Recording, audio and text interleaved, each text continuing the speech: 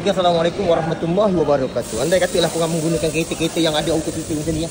Ini adalah auto filter dia. Kalau korang tengok ni yang baru dia. Kalau kita tengok fizikal dia, depan dia besi, belakang dia plastik ah. So secara tak langsung ni yang lama punya. Kalau kita tengok dia ada perubahan dekat dia punya kertas bahagian dalam.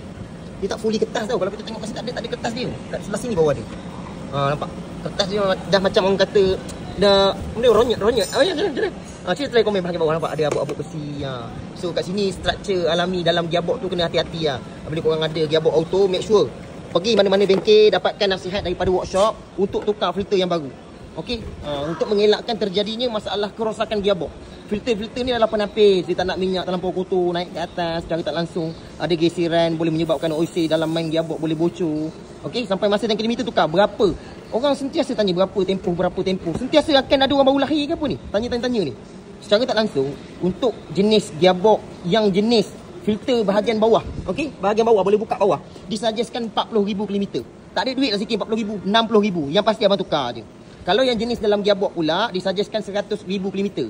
Jenis filter yang duduk dalam gearbox, contohnya Saga Bela M, Persona, Gentoo, Waja, Izora, CPS, Satranio.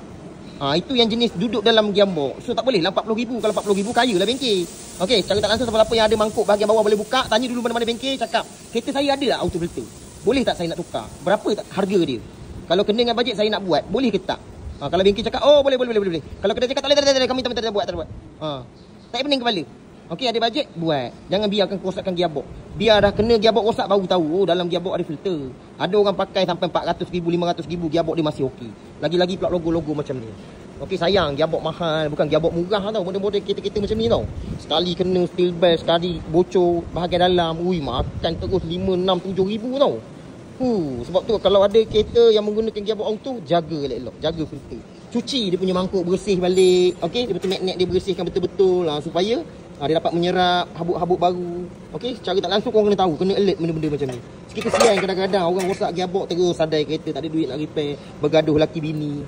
Okey, sebab tu kalau akak-akak nampak abang-abang akak yang pergi bengkel, kalau dia bengkel suggest kena buat benda wear and tear, kenalah akak pun kena ambil tahu.